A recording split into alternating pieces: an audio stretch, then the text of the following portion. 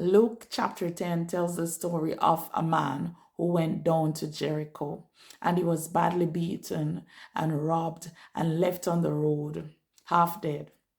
And the Bible says that the first person that was passing by this man was a priest, someone of the highest order of that age. To become a priest, one had to be walking in holiness. One had to be very close to God.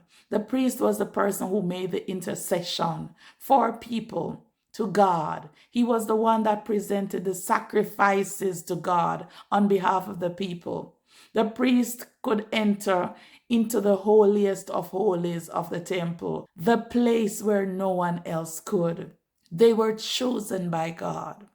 And the Bible says that this priest went on the other side of the road and he walked past the man. And the second person that showed up was a Levite. Levites were also handpicked by God.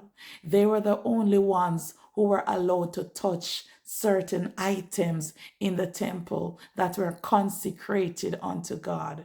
Levites were the only ones who were worthy of carrying the Ark of the Covenant when it was required for it to be moved from one place to the next. So they were people whose character should have been a notch above the rest in terms of holiness. But the Bible says the Levite went on the other side, just like the priest did, and he passed the wounded man.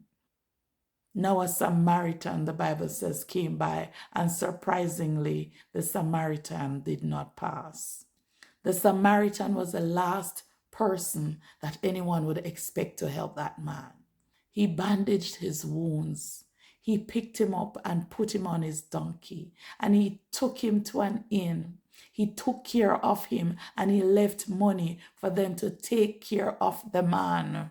In life, the people that you will be expecting to be there for you are going to disappoint you. When you're down and you need their help, they will abandon you. God will send that one to you that you didn't expect. A total stranger, someone who will be kind to you, someone who is going to demonstrate the love of Christ to you by their actions and not by the words that they tell you. We live in a world today where people are not authentic anymore. They have become whatever the trend is on social media. Today they're this person and tomorrow they're another. People love temporarily based on what others can do for them. If there is nothing to receive, then that is it for love. True generosity is rare. Jesus wants us to be like the Samaritan. He wants us to have genuine love for everyone. He wants us to love without expecting to receive. He wants us to show love to others who wouldn't expect us to care for them.